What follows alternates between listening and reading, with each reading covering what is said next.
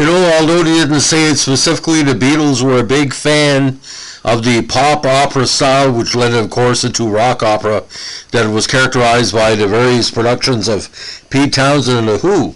But today we're going to be talking about a very interesting part in the Beatles' history. A song that basically featured none of the Beatles on instruments, featured for the first time a female playing on one of their cuts, and obviously a song that also George Martin had very little hands-on work to do. Now this is called She's Leaving Home. Now written by Paul McCartney and John Lennon, it was released on the infamous and excellent Sgt. Pepper's Lonely Hearts Club Band in 1967. Now McCartney wrote and sang the verse, and John Lennon wrote the chorus, which they sang together. Neither George Harrison nor Ringo Starr were involved in recording. The song's instrumental background was performed entirely by a small string orchestra, arranged by Mike Leander, and it was only a handful of Beatles recordings in which none of the members played a musical instrument. Now, although George Martin was a producer, again, McCartney wanted to go his own way on this. Now, he said of the song in his Playboy magazine interview in December '84, "I wrote that, my kind of ballad from that period. My daughter likes that one. One of my daughters likes that. Still works." The other thing I remember is that George Martin was offended I used another arranger. He was busy and I was itching to get on with it. I was inspired. I think George had a lot of difficulty forgiving me for that. It hurt him and I didn't mean to. Now, McCartney was inspired by the story on the front page of the Daily Mirror about a girl named Melanie Cole. Although McCartney invented most of the content in the song, Cole, who was 17 at the time, has said in published reports that most of it was accurate. In actuality, Cole left with her boyfriend, a croupier. She did not meet a man from the motor trade, although her boyfriend previously had been in that trade. She left in the afternoon while her parents were at work, while the girl in the song leaves early in the morning as her parents slept. Cole was found 10 days later because she had let slip where her boyfriend worked. When she returned home, she was pregnant and had an abortion.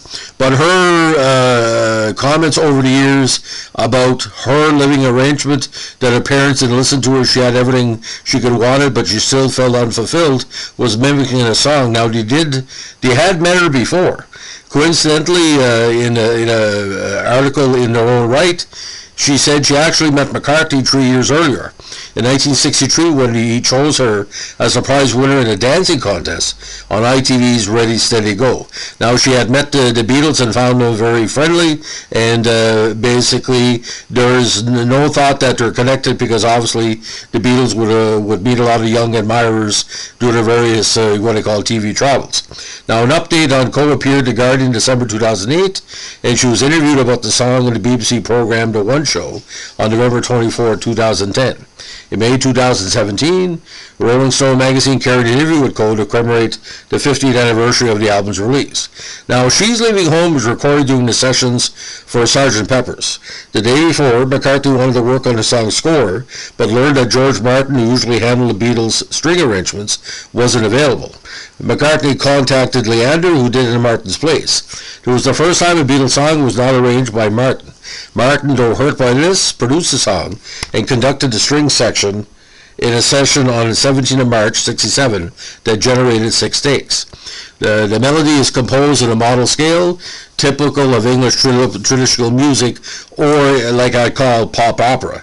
The harp was played again by Sheila Bromberg, who became the first female musician to appear on a Beatles record. 3 days later, McCartney's lead vocal and Lennon's backing vocal were recorded, with the two singing together on each of the 2 vocal tracks, their voice overlapping to match the narrative. Now, the stereo version of the song, which was finalized on April 17th that year, runs at a slower speed than a mono mix, completed on March 20th, and consequently is a semitone lower in pitch. A 2007 Mojo magazine article revealed that the final mono mix was sped up to make McCartney sound younger.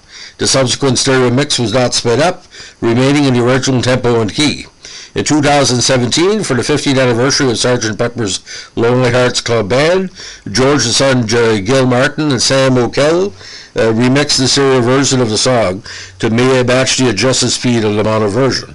The 6-disc version of the anniversary edition also included the previously released first mono mix of She's Leaving Home, which contains a brief cello phrase at the end of the first 2 choruses that was removed from the release mixes of the song.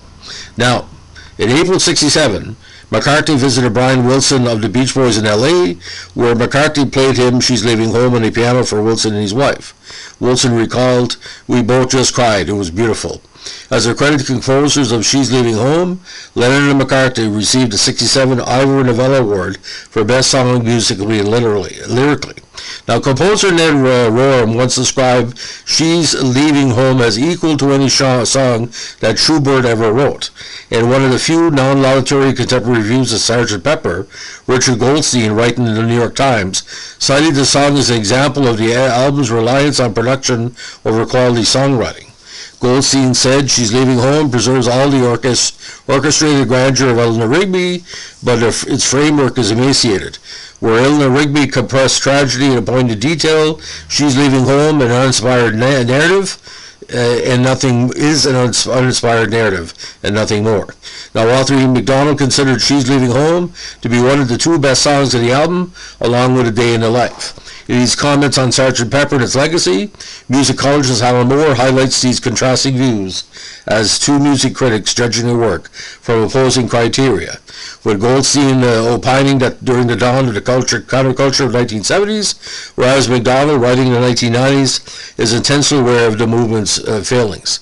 In 2018, the music staff of Time Out London ranked She's Leaving Home at number 5 of their list of the best Beatles song. To me, it's a top 20, but it's a song of its time, so it could never compare with the overall impact. But again, the hippie movement, where the women were asking for more autonomy, it was very topical, but it was of its time. By the time the 1970s and 80s hit, you know, the massive appeal and impact was not there. Again, numerous violas and cellos, and again, Miss Bomberg on the harp. Now, of all people, Billy Bragg did a cover. A version of the song by Bragg with Keira Tivey reached number 1 in the UK singles charts in '88 as part of a double A side with a little help from my friends by Wet Wet Wet. Both tracks were taken from the charity fundraising album, Sgt. Pepper Knew My Father. So She's Leaving Home, extremely emotional, extremely fulfilling, and it showed the Beatles haters that the Beatles were not just a bunch of mop tops. They were true artists of all genres. So if you like what you're doing here, we're a Beatles podcast over the last few weeks in celebration of the Get Back documentary. Let us know with a like, comment, and subscribe.